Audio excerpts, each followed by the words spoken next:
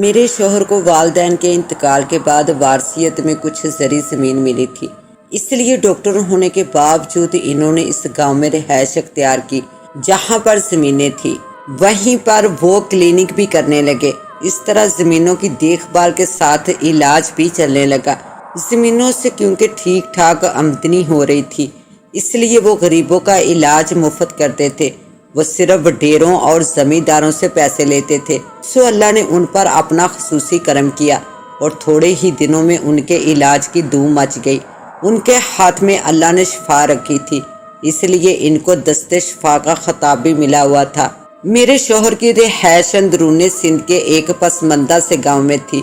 والدین داغ مفارقت دے چکے تھے، سب بہن بھائیوں کی شادی ہو چکی تھی۔ یہ سب سے چھوٹے تھے اور گھر میں اکیلے رہتے تھے۔ بہن بھائی سب شہروں میں آباد تھے۔ سن 1960 کی دہائی تھی جب میری ان سے شادی ہوئی۔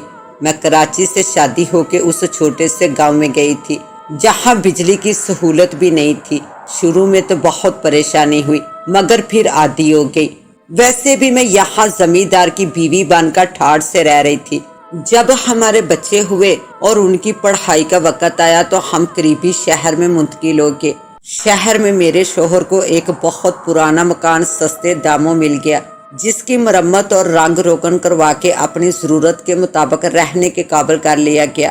یہ گھر گاؤں کی حویلی کی طرح بڑا تو نہیں تھا مگر پھر بھی بہت کشادہ اور 2 منزلہ بنا ہوا تھا۔ گاؤں سے کھانا پکانے اور بچوں کو سنبھالنے کے لیے ماسی سگرا اور باہر کے کام کاج کے لیے ایک چھوٹا لڑکا علی گوہر ہمارے ساتھ آیا تھا۔ ہم نے نوکروں کو رہائش اوپر کے کمروں میں دی تھی۔ میری اصل کہانی اس گھر سے شروع ہوتی ہے۔ ایک دن ماسی سگرا کی اوپر والی منزل سے زور زور سے چیخنے کی آواز آئی تھی، بی بی دروازہ کھولو۔ علی گوہر نے باہر سے دروازہ بند کر دیا ہے۔ علی گوہر سے ماسی کی نہیں بنتی تھی۔ علی گوہر اپنی شرارتوں کا نشانہ بنائے رکھتا تھا۔ اس وقت وہ باہر سے سودا لینے گیا ہوا تھا، اس لیے ماسی کے پکارنے پر میں جلدی سے اوپر گئی مگر دروازے پر تو باہر سے کوئی کنڈی نہیں لگی تھی۔ میں سمجھی دروازہ تیز ہوا کے باعث بند ہونے سے جام ہو گیا ہوگا۔ میں نے بہت زور لگایا مگر دروازہ کھل کے ہی نہیں دے رہا تھا۔ اتنے میں علی گوہر بھی آ گیا۔ اس نے سمجھا کہ ماسی نے اندر سے کنڈی لگا لی ہے مگر وہ کھلی تھی۔ دروازہ باہر سے بند ہے، اندر سے نہیں۔ مجھے کچھ خطرے کا احساس ہوا تو میں نے فوراً آیت الکرسی کا ورد شروع کر دیا۔ اس کے بعد جیسے ہی علی گوہر نے دروازے کو ہاتھ لگایا وہ آسانی سے کھل گیا۔ میں نے ماسی کو اس بارے میں کچھ نہیں بتایا تھا کہ وہ ڈر نہ جائے۔ وہ اسے علی گوہر کی شرارتی سمجھ رہی تھی۔ جب میں اس گھر میں شفٹ ہوئی تھی تو مجھے گھر کی فضا عجیب باری سی محسوس ہوئی تھی، لیکن میں کچھ سمجھ نہیں سکی تھی کیونکہ میں نماز قرآن کی بچپن سے ہی پابند تھی اور روزانہ 4 کل آیت الکرسی اور منزل پڑھ کر گھر پر دم کرتی رہی تھی، اس لیے مجھے ڈر تو محسوس نہیں ہوتا تھا مگر کچھ انجانا سا احساس ہوتا جیسے کوئی اور بھی یہاں پر موجود ہے۔ دوسری بار جو واقعہ پیش آیا اس سے مجھے یقین ہو گیا کہ یقیناً کوئی اور مخلوق بھی یہاں رہائش پذیر ہے۔ اس دن ماسی سگرا کچھ سامان نکالنے سٹور میں گئی تھی۔ جیسے ہی اس نے کوٹری کا دروازہ کھولا چیختی ہوئی بھاگتی ہوئی آ گئی۔ بی بی سٹور میں ایک بہت بڑی بلا بیٹھی ہے۔ وہ ڈر کے مارے کانپتی ہوئی بول رہی تھی، کیا ہے ماسی، چلو میرے ساتھ۔ میں دیکھنے کے لیے اٹھی۔ نہیں بی بی آپ نہیں جائیں، وہ بہت بڑا ہے۔ ماسی مجھے بھی روک رہی تھی۔ ارے ڈرو نہیں، میں یہ کہہ کر آگے بڑھی اور جیسے ہی میں نے سٹور کا دروازہ کھولا تو دہشت سے بے ہوش ہوتے ہوتے بچی۔ میں تو عورت تھی، اگر کوئی مرد بھی ہوتا تو حواس کھو بیٹھتا۔ ایک بہت بڑا سیاہ رنگ کا سانپ کنڈلی مارے بیٹھا تھا۔ وہ اتنا بڑا تھا کہ پوری کوٹری کو گھیرے میں لیے ہوئے تھا۔ میں نے جلدی سے دروازہ بند کر دیا اور آیت الکرسی پڑھنے لگی۔ پھر میں نے بزرگوں سے سنی ہوئی بات کو آزمانا چاہا اور زیر لب یوں گویا ہوئی، آپ جو کوئی بھی ہیں، آپ کو حضرت سلیمان علیہ السلام کا واسطہ، یہاں سے چلے جائیے ورنہ آپ کے نقصان کی میں ذمہ دار نہیں ہوں گی۔ یہ کہہ کر میں نے کوٹری کا دروازہ کھول کر جھانکا، جبکہ ماسی بد حواس ہو کر مجھے روک رہی تھی مگر اب تو وہاں پر کچھ بھی نہیں تھا۔ میں نے دروازہ پورا کھول دیا اور ماسی سے کہا، دیکھو یہاں تو کچھ بھی نہیں ہے۔ پھر میں نے اس کا ڈر ختم کرنے کے لیے کہا، شاید روشن دان سے کسی چیز کا سایہ آ رہا ہوگا، یہ دیکھو روشن دان میں رسی لٹک رہی ہے۔ ماسی نے ڈرتے ڈرتے اندر جھانکا اور بولی، سایہ اتنا بڑا تھوڑی ہوتا ہے، وہ تو سچ مچ کا ناگ تھا، کان اٹھائے ہوئے۔ میں نے اپنی آنکھوں سے دیکھا تھا، اس کی لال لال زبان بھی نکل رہی تھی۔ وہ اندر کہیں چھپا ہوگا۔ دیکھا تو میں نے بھی یہ تھا، ماسی سچ کہہ رہی تھی، مگر اس کو یہ کیسے بتاتی کہ وہ جو کوئی بھی تھا حضرت سلیمان علیہ السلام کا واسطہ دینے سے ہٹ گیا ہے اور اس کی رہائش یہیں کہیں پر ہے۔ وہ کبھی میری بات کا یقین نہ کرتی۔ میں نے دروازہ بند کرتے ہوئے کہا، اچھا شام کو جب ڈاکٹر صاحب آئیں گے تو وہ کسی کو بلا کر اچھی طرح چیک کر لیں گے کہ کوئی سوراخ تو کوٹری میں نہیں ہے۔ دوسرے دن ڈاکٹر صاحب نے کوٹری خالی کروا کے اچھی طرح دیکھ لیا، مگر وہاں پر کوئی سوراخ نہ تھا۔ پھر بھی انہوں نے دیواروں اور فرش کو دوبارہ پلستر کروا دیا تھا۔ ماسی اب بھی اس کوٹری یعنی اسٹور میں جانے کو تیار نہیں تھی، اس لیے میں نے کچن کے ساتھ جو خالی جگہ تھی وہاں پر اسٹور بنوا دیا تو اسے اطمینان ہوا۔ اب مجھے یقین ہو گیا تھا کہ اس گھر میں کوئی غیر مخلوق چیز ضرور ہے جو اپنی موجودگی کا یقین دلا کر ہمیں گھر چھوڑ کر جانے پر مجبور کر رہی ہے۔ میں نے ایک دن ڈاکٹر صاحب سے اس موضوع پر بات کی اور بتایا کہ کچھ غیر معمولی واقعات ہو رہے ہیں، اس کا مطلب ہے یہاں پر کچھ ہے، کہیں ہم لوگوں کو کوئی نقصان نہ پہنچے، بہتر ہے کہ آپ دوسرا گھر دیکھ لیں۔ انہوں نے مجھے جو جواب دیا تھا اس کے بعد میں نے اپنی زبان بند کر لی تھی۔ مجھے معلوم تھا وہ میری بات پر کبھی یقین نہیں کریں گے۔ تم پڑھی لکھی ہو کر جہلوں والی باتیں کر رہی ہو، اس سے پہلے بھی تو اس گھر میں لوگ رہتے تھے، وہ بھی میرے دوست تھے، انہوں نے کبھی ایسی شکایت نہیں کی۔ یہ انسان کی فطرت کا دھوکہ ہوتا ہے، جو معمولی چیز بھی انوکھی اور غیر مرئی نظر آنے لگتی ہے۔ ڈر اور خوف کی حالت میں انسان جو سوچتا ہے وہی نظر آنے لگتا ہے۔ میں ڈاکٹر ہوں اور میں نے نفسیات بھی پڑھی ہے۔ میڈیکل کی تعلیم میں انسانی نفسیات بھی پڑھائی جاتی ہے۔ اتنا طویل لیکچر سن کے مجھے خاموش ہونا ہی پڑا، لیکن چند دنوں بعد میرا پھر ایک ایسے واقعے سے واسطہ پڑا تھا۔ ان دنوں تفریح کا کوئی اور ذریعہ تو تھا نہیں سوائے اس کے کہ وڈیرے اور زمیندار یا تو شکار کھیلنے جاتے تھے یا سینما ہال جا کر فلم دیکھتے۔ ڈاکٹر صاحب یعنی میرے شوہر بھی فلموں کے شوقین تھے اور ہر نئی فلم دوستوں کے ساتھ جا کر ضرور دیکھتے تھے۔ ان دنوں ماسی چھٹی لے کر اپنی بیٹی کے گھر گئی ہوئی تھی۔ علی گوہر کی بھی طبیعت خراب ہو گئی تو وہ بھی گاؤں چلا گیا۔ میں بچوں کے ساتھ گھر میں اکیلی تھی۔ اس روز میرے شوہر کا فلم دیکھنے کا پروگرام بن گیا۔ ان کی کلینک ابھی تک گاؤں میں تھی، وہ صبح جاتے شام کو واپسی ہوتی، اس لیے آخری شو یعنی 9 سے 12 والی ٹکٹیں خریدی۔ ان کا پروگرام آخری شو دیکھ کر آرام سے سونے کا ارادہ تھا، کیونکہ دوسرے دن اتوار تھا۔ ان دنوں راتوں کو دیر تک جاگنے کا رواج نہیں تھا، لوگ جلدی سوتے اور جلدی اٹھتے تھے، اس لیے سر شامی ہو کا عالم ہو جاتا تھا۔ ڈاکٹر صاحب کا یہ پروگرام تھا کہ وہ گیٹ کو باہر سے تالا لگا کر چلے جائیں گے تاکہ مجھے اٹھ کر دروازہ کھولنا نہ پڑے اور میری نیند نہ خراب ہو۔ مجھے بھی ان کی تجویز پسند آئی اور بچوں کو کھانا وغیرہ کھلانے کے بعد ان کو سلا کر خود بھی سو گئی۔ معلوم نہیں اس وقت کیا ٹائم ہوا تھا کہ ایک انجانے سے شور کی وجہ سے گہری نیند سے میری آنکھ کھل گئی۔ میں نے غور کیا تو بیٹھک والے کمرے سے بنبناہٹ جیسی آواز آ رہی تھی، جیسے کوئی سرگوشیوں میں باتیں کر رہا ہو۔ اس کے ساتھ چائے کی پیالی رکھنے اور اٹھانے کی آوازیں بھی آ رہی تھی۔ چھت کا پنکھا بھی چلتا ہوا محسوس ہو رہا تھا۔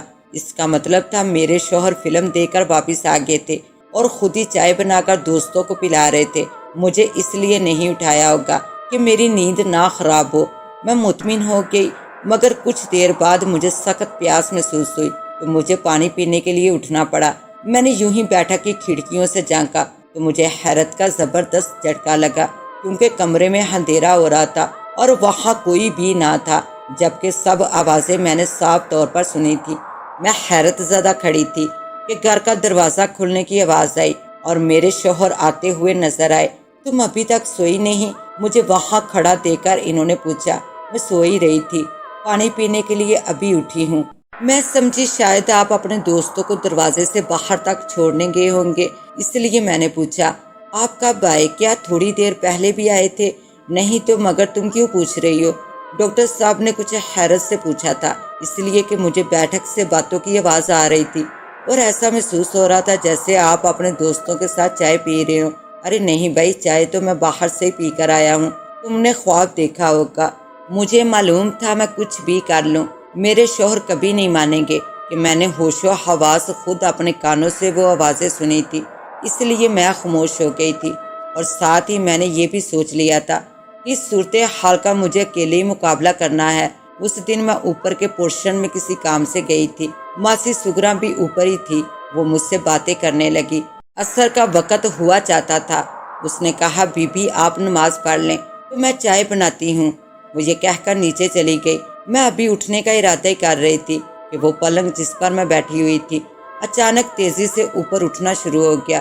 تھوڑی دیر تک تو میری سمجھ میں کچھ نہیں آیا، پھر یکدم مجھے خطرے کا احساس ہوا کیونکہ پلنگ اب برابر والے کمرے کی چھت کے قریب اوپر تک چلا گیا تھا۔ میرے ہاں ان دنوں چوتھے بچے کی آمد تھی۔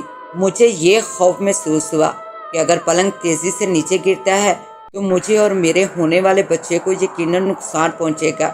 تو میں نے جلدی قرآنی آیات کا ورد شروع کر دیا۔ سورۃ فلق اور سورۃ ناس پڑھتے ہی پلنگ بہت آہستہ اور آرام سے فرش پر آ لگا تھا اور پلنگ کے نیچے سے بلا شبہ شیر کی جسمات کا کالا بلا نکل کر میری آنکھوں کے سامنے دیکھتے ہی دیکھتے غائب ہو گیا تھا۔ اس کا مطلب یہ تھا کہ اب مقابلہ واقعی شروع ہو گیا ہے۔ اس گھر میں کوئی ایسی پر اسرار مخلوق بھی ہے جو مختلف بیس میں میرے سامنے آ کر مجھے ڈرا رہی ہے۔ ان کا مقصد شاید مجھے یہاں سے نکالنا تھا، لیکن ابھی تک کوئی نقصان نہیں پہنچایا تھا۔ میں نہ کوئی عالم فاضل تھی نہ عامل کامل، مگر میں اللہ کی ایک ادنی بندی اتنا ضرور جانتی تھی کہ ان چیزوں سے جو ڈرتے ہیں انہی کو وہ ڈراتے ہیں۔ میں نہ ڈر واقع ہوئی تھی، پھر مجھے اللہ اور اس کے کلام پر پورا یقین تھا، اس لیے مجھے غیبی مدد مل رہی تھی اور مجھے اور گھر کے دوسرے افراد کو کوئی نقصان نہیں پہنچا تھا۔ اور دوسری بات جو میری سمجھ میں آ رہی تھی وہ یہ کہ وہ مخلوق جو کوئی بھی تھی مجھے نقصان پہنچانا نہیں چاہتی تھی۔ شاید وہ نیک روحیں تھی یا نیک جنات، بہرحال اچھے اور برے تو سب میں ہوتے ہیں۔ اس دفعہ بھی میرے ہاں بیٹا ہوا تھا اور میں 3 بیٹوں اور 1 بیٹی کی ماں بن گئی تھی۔ اس روز میں منّے کو گود میں سلا رہی تھی کہ میرے بڑے بیٹے کامل نے سامنے والے میدان میں کرکٹ کھیلنے کی اجازت مانگی تھی۔ اس کے دوست اسے بلانے آئے تھے۔ میں نے اس کو اس شرط پر اجازت دی تھی کہ مغرب سے پہلے آ جانا، اور وہ خوشی خوشی اپنا بیٹ اٹھا کر چلا گیا۔ اس بات کو ابھی 5-10 منٹ ہی ہوئے تھے کہ منا سو گیا تھا۔ میں اس کو جھولے میں لٹا کر اٹھی تھی کہ ماسی کے پاس جا کر رات کے کھانے کی تیاری کروں۔ اتنے میں مجھے سامنے سے میرا بیٹا کامل آتا ہوا نظر آیا۔ ارے تم اتنی جلدی آگے، میچ ختم ہو گیا کیا؟ مگر اس نے مجھے کوئی جواب نہیں دیا تھا اور اندر کمرے کی طرف تیزی سے قدم بڑھا دیے تھے۔ میں نے اسے دوبارہ آواز دی تھی، کامل۔ تو ماسی بھی میری آواز سن کر باہر آ گئی اور بولی بی بی کامل تو میچ کھیلنے گیا ہوا ہے، مگر ابھی تو وہ آ کر اندر گیا ہے۔ نہیں بی بی، دروازہ تو میں نے ہی بند کیا تھا، وہ ابھی واپس نہیں آیا ہے۔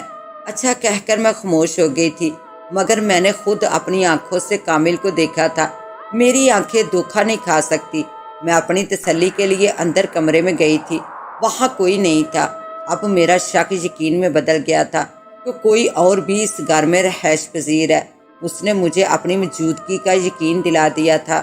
اب مجھے تو غیر معمولی واقعات اور پر اسرار مخلوق سے کوئی خوف تو محسوس نہیں ہو رہا تھا، بس ڈر تھا تو صرف یہ کہ ان حالات سے خوفزدہ ہو کر کہیں کام والی نہ چلی جائے۔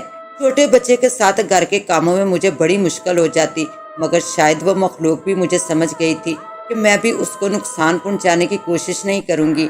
اس لیے ماسی کے ساتھ شروع میں 2 واقعات، جب اس کے کمرے کا دروازہ بند ہو گیا تھا اور اسٹور روم میں سانپ نظر آیا تھا، اس کے بعد پھر کچھ نہیں ہوا تھا۔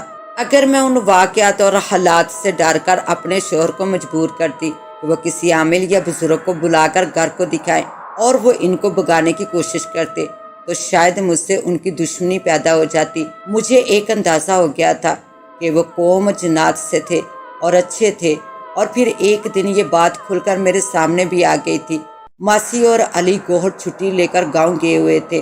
اس دن میں اکیلی تھی، بچے اسکول گئے ہوئے تھے، جمعے کا دن تھا۔ جمعے کے دن میرے شوہر بھی نماز سے پہلے کلینک سے آ جاتے تھے، بچوں کی بھی جلدی چھٹی ہوتی تھی۔ میں نے جلدی دوپہر کے کھانے کی تیاری کر لی تھی، اس لیے سوچا کہ پہلے منّے کے کپڑے دھو لوں، پھر ٹائم نہیں ملے گا کیونکہ جمعے کی نماز کی تیاری کے لیے بچوں اور شوہر کو غسل کرنا ہوگا۔ اس وقت اٹیچ باتھ نہیں ہوتے تھے، سب کے لیے گھر میں ایک ہی مشترکہ غسل خانہ ہوتا تھا۔ بڑا گھر ہوتا تو 2 بھی ہوتے تھے۔ ہمارا گھر بڑا تو تھا مگر غسل خانہ ایک ہی تھا۔ ہاں اوپر کے پورشن میں الگ بنا ہوا تھا جو کام والی کے استعمال میں تھا۔ میں جلدی جلدی کپڑے دھو رہی تھی کہ اچانک پتہ نہیں کدھر سے ایک لمبے قد کی خوبصورت عورت میرے سامنے آ کر کھڑی ہو گئی۔ میں حیران ہو گئی تھی کہ یہ عورت کون ہے۔ ابھی میں نے اس سے پوچھنا چاہا ہی تھا کہ وہ کون ہے تو اس نے سلام کر کے کہنا شروع کیا تھا، آج جمعے کا دن ہے اور تم اتنی دیر سے غسل خانے میں کپڑے دھو رہی ہو۔ مجھے بھی کپڑے دھونے ہیں، میرے بچوں کو بھی نماز پڑھنے جانا ہے، ان کو بھی نہلانا ہے۔ تم غسل خانہ خالی کرو تو میں بھی اپنا کام کروں۔ میرا بھی اس گھر پر اتنا ہی حق ہے جتنا تمہارا، ہم برسوں سے یہاں رہ رہے ہیں۔ اس کی بات سن کر میں بغیر خوفزدہ ہوئے بولی تھی، آجاؤ بہن تم اپنا کام کر لو، میں بعد میں کر لوں گی۔ یہ کہہ کر میں کپڑے اٹھا کر کھڑی ہو گئی تھی۔ مجھے حیرت ہوئی کہ اس کے پیچھے میرے بچوں کی عمر کے برابر 4 بچے کھڑے تھے، 3 لڑکے اور 1 لڑکی، اور سب سے بڑی بات یہ تھی کہ ان بچوں کی شکلیں حیرت انگیز طور پر میرے بچوں سے مل رہی تھی۔ میرے اٹھتے ہی وہ غسل خانے کے اندر مسکراتی ہوئی یہ کہہ کر چلی گئی، تم نے مجھے بہن کہا ہے تو انشاءاللہ میں بھی یہ رشتہ نبھاؤں گی۔ پھر کچھ دیر تک مجھے غسل خانے کے اندر سے کپڑے دھونے اور پانی گرنے کی آواز آتی رہی، مگر نظر کچھ نہیں آ رہا تھا۔ مجھے بہت خوشی ہوتی تھی کہ وہ مسلمان جنات میں سے تھے اور شر انگیز نہیں بلکہ نیک پرخلوص اور مہربان نظر آتی تھی۔ وہ میرے گھر میں شرکت دار تھی اور میں نے بھی اس کو قبول کر لیا تھا۔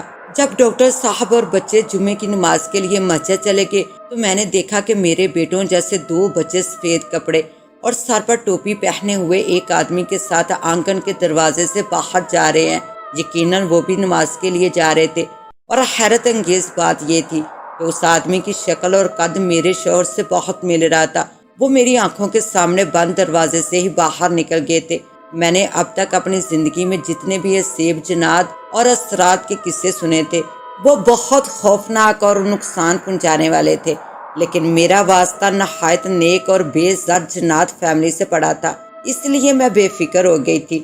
ان کی رہائش پہلی منزل پر بنے ہوئے کونے کے کمرے میں تھی، کیونکہ میں نے اسی طرف سے ان کو آتے جاتے دیکھا تھا۔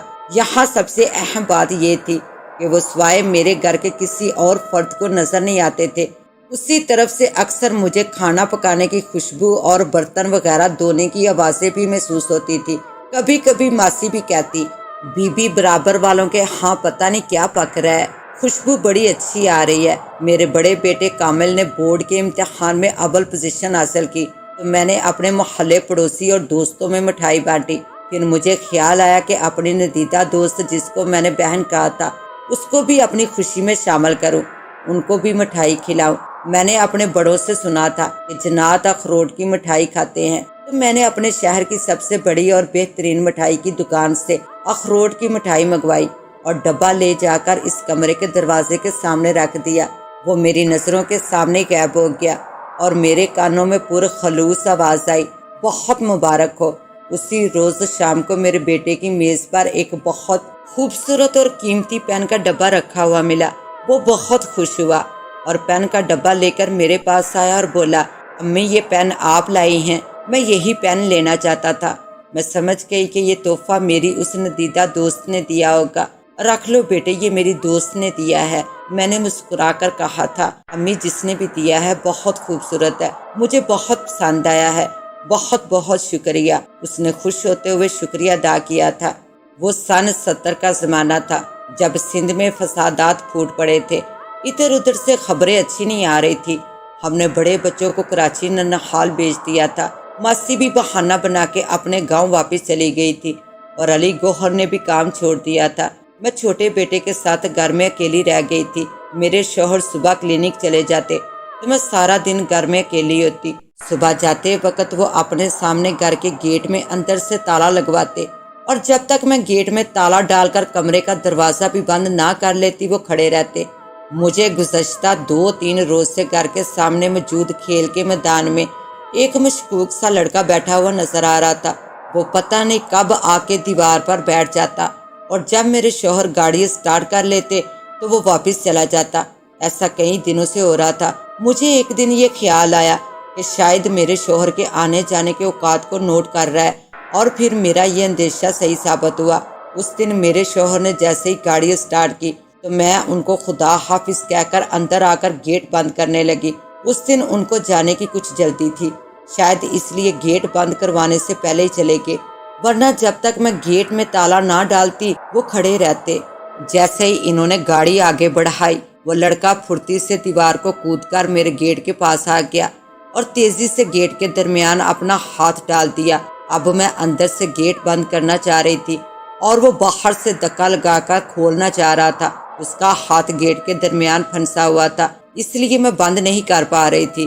میں اب بھی خوف اور پریشانی سے چیخنا ہی چاہتی تھی کہ اچانک میری دوست مخلوق کا شوہر آ گیا تھا اور میری طرف دیکھے بغیر ہاتھ کے اشارے سے مجھے اندر جانے کا کہا تھا۔ تو میں کمرے میں چلی گئی تھی۔ اس آدمی کو دیکھ کر وہ لڑکا سر پر پاؤں رکھ کر بھاگ گیا تھا۔ اس نے دروازہ کھول کے ادھر ادھر دیکھا اور کسی کو نہ پا کر گیٹ بند کر کے تالا ڈال دیا، چابی اس میں چھوڑ دی اور وہیں پر غائب ہو گیا۔ میں یہ سب کھڑکی سے دیکھ رہی تھی۔ شام کو میں نے ڈاکٹر صاحب کو بتایا کہ کس طرح وہ لڑکا اندر گھسنے کی کوشش کر رہا تھا اور میں کیسے بال بال بچی۔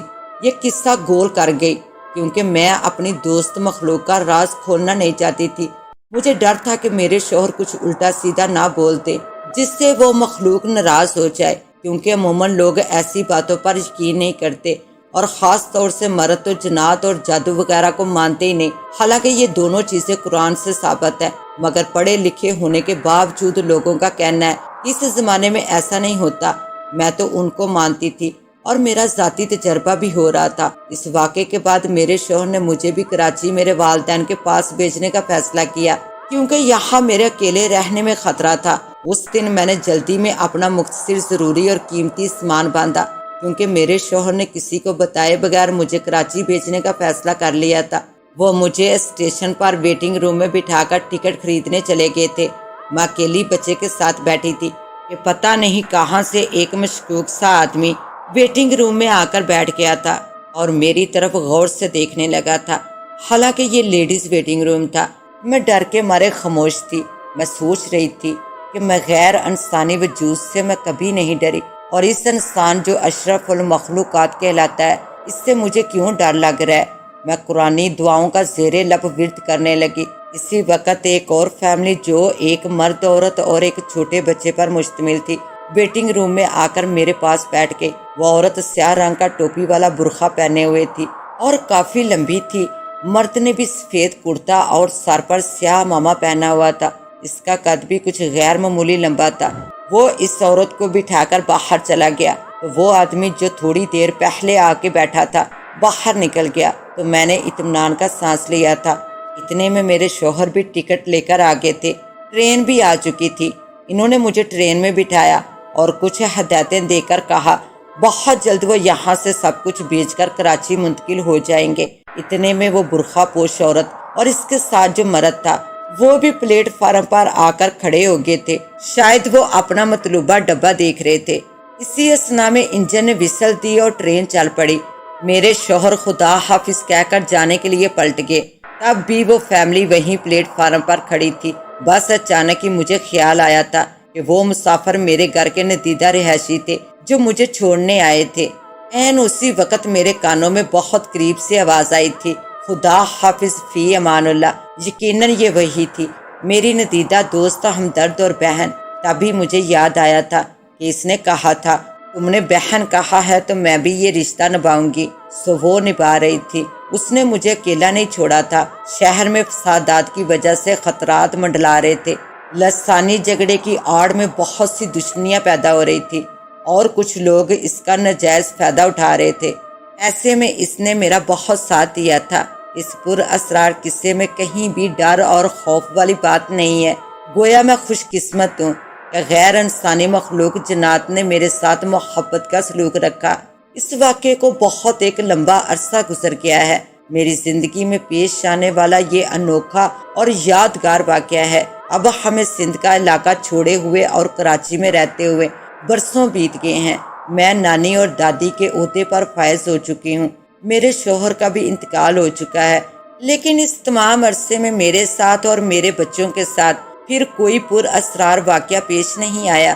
اس لیے میرے بچے بھی غیر وجود پر یقین نہیں رکھتے، لیکن کیونکہ میرا یہ ذاتی تجربہ ہے اس لیے آج بھی میں اس مخلوق کے لیے دعا کرتی ہوں جس نے میرے ساتھ دوستی نبھائی۔ وہ مہربان ہستی مجھے ہمیشہ یاد رہے گی۔